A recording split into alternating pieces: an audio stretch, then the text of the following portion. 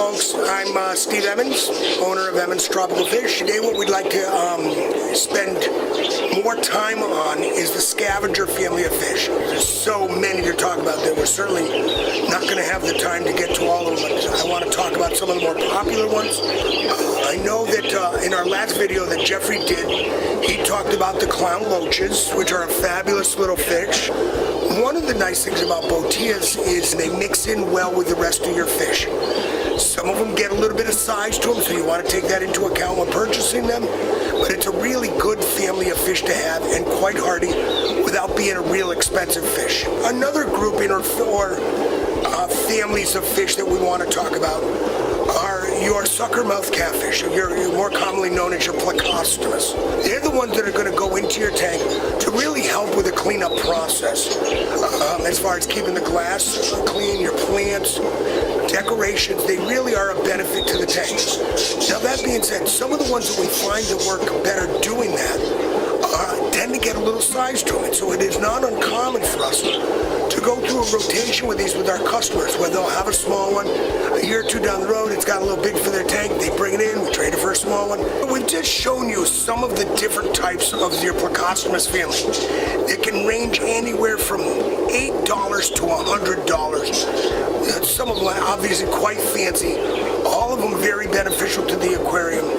Really a nice addition to the tank. There's a lot of different types of catfish, and I know that in the first segment of this series, David talked about the Corydoras cats, and your Corydoras cats are a family of cats that stay small, good for all community fish, not necessarily catfish that you're going to be putting in with fish that are going to get real big because they just don't get the size.